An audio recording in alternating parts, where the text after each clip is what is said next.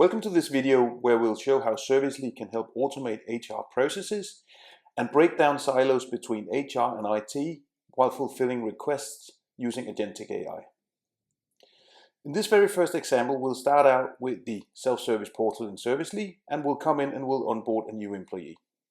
What we can see is the virtual agent will immediately assist us and will come up with potential knowledge documents and catalog items that can help us fulfill the request, basically all the way from the manager requesting an approval and all the way through to actual delivery on the backside of things. What we're seeing here is we've got a specific catalog item for onboarding new employees. If we click that, we'll open up an employee onboarding form where we can provide the necessary details such as first name, last name, the start date of the particular employee, what type of equipment will be required, and obviously we can then submit the request, and then we can go ahead and see what happens on the backside from a fulfillment perspective. Once the request has been submitted, we can see that the HR team now has received an HR case, and currently we can see that the case itself is awaiting manager approval. That's what we can see from the very top area of the screen here. And we can also see we have an approval tab. We also have HR tasks and related records, but the approval tab will show the actual approval awaiting, while HR tasks and related records will show stuff like related child tasks, both within the HR area and within the IT area as well. Now let's see what happens from an approval perspective and go back to the portal.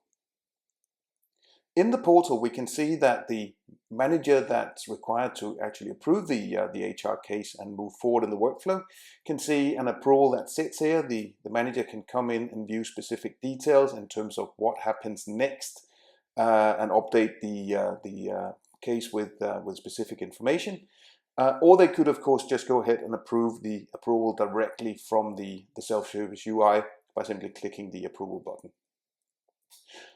Once that's being done, the HR team will of course receive the case back again, and we can see now that we have a new state at the very top of the case. We can also see from the track record here that the approval has been completed, who's completed it, and if we transition to some of the related tasks, be it either HR, we can see here there's a specific HR task for the HR service desk to be fulfilled, which is a request in itself, and we can see that there are subtasks as well here for both HR and